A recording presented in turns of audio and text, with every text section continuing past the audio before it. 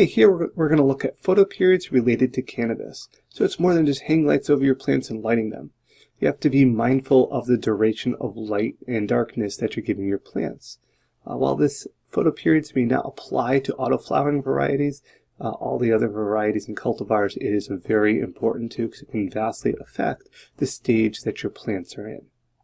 So photoperiod first, what is that? Well, it's the amount of continuous hours of light the plant receives. However, the hours of continuous darkness is what regulates the plant, not the hours of light. So when we do think about the hours of light, that is important, but remember, plants can't perceive kind of the amount of hours they've been exposed to with light. They can really only tell time by the continuous hours of darkness they've been exposed to. Now, photoperiod controls flowering. So a cannabis plant that receives 0 to 6 hours of darkness, or if we want to think on the light side, 18 to 24 hours of light, will remain in the vegetative growth phase. It's important to keep in mind that vegetative or flowering can happen at any stage of the plant development, since it's dependent on photoperiod, again, for your cultivars other than the autoflowers. However, when cannabis receives an even 12 hours of continuous darkness and 12 hours of continuous light, that will induce flower development. So if we want to keep it in the vegetative state, then we call flip the lights, change them over. That is going to affect what stage of growth that plant will be in. Now these photoperiods, you might hear terms called long day or short day. Cannabis is similar to the poinsettia example here. Auto-flowering plants will flower based more on plant age rather than light exposure.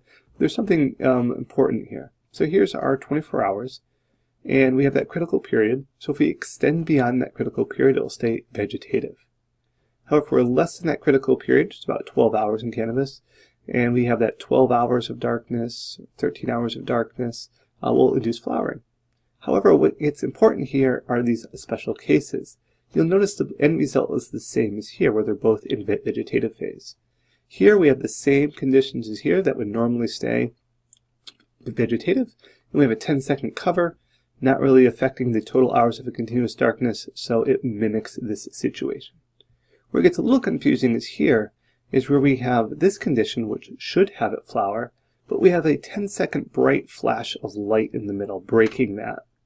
As a result, we don't have these continuous hours of darkness. We have these small portions here. These small portions kind of replicate this area here, resulting in the vegetative phase. So this is just important to keep in mind, that those continuous hours of darkness are very important.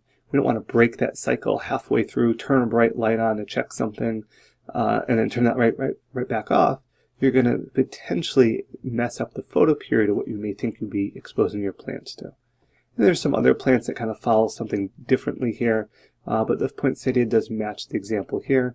And again, we see the flash of light will affect whether that plant will flower or not. Now we call this photoperiod flipping. You want to go clearly from a vegetative promoting photoperiod directly to a flower inducing photoperiod. You don't want to switch back and forth between photoperiods, because this results in a stress to the plant. This is where a good timer that is correctly programmed is imperative. You want to go right from that kind of summertime right to that winter time. You don't want to kind of mimic a fall or transition from one to another. You want to flip right from one right to the other. It will help you control the height of that plant also and reduce the stress on it.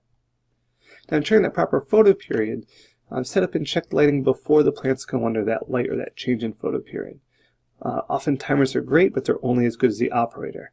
You could buy the best timer in the world, just like you'd have the fastest car on the track, but if you're not a good operator, can really have negative effects. So make sure you're comfortable with it, whatever timer you're using, and you also double check to make sure it's working like you want.